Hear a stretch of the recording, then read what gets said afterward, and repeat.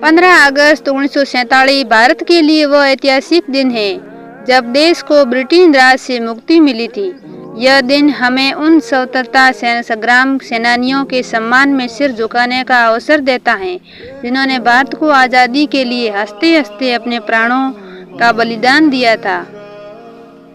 15 अगस्त को हमारा भारत 78वां स्वतंत्रता दिवस मनाएगा। 15 अगस्त 1947 को देश के प्रथम प्रधानमंत्री पंडित जवाहरलाल नेहरू ने लाल किले पर तिरंगा फहराकर आज़ादी का जश्न की शुरुआत की थी।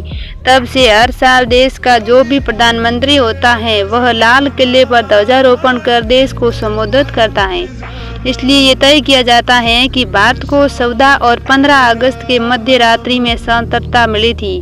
हिंदू कैलेंडर के अनुसार नया दिन सूर्योदय से शुरू होता है, इसलिए संविधान सभा ने देश की स्वतंत्रता की घोषणा करने के लिए मध्य रात्रि में बैठक की। भारत को आज़ाद हुए 75 साल हो गए हैं। गुलाम भारत को अंग्रेज़ों से आज़ाद कराने के लिए सालों स्वतंत्रता संग्राम चला। घर के युवा, जोश, महिलाएं और बुजुर्ग इस सभी आंदोलन के हिस्सा बने। नरम और गरम दलों ने अपने अपने तरीकों से अंग्रेज़ों से भारत से बाहर कर देने की अहम भूमिका निभाई। सालों से गुलामी की जंजीरों को तोड़ते हुए 15 अगस्त 1947 को भारत आज़ाद हो गया। आज़ादी के 75 साल पूरे होने की खुशी में देश जश्न मना रहा है। इस जश्न को आज़ादी का अमृत महोत्सव नाम दिया गया है। भारत की आज़ादी में कई लोगों का विशेष योगदान है।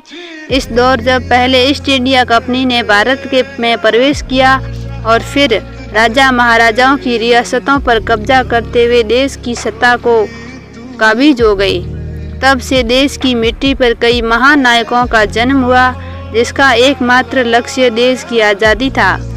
भारत के विकास, देशवासियों की खुशहाली के लिए लगातार करते रहे।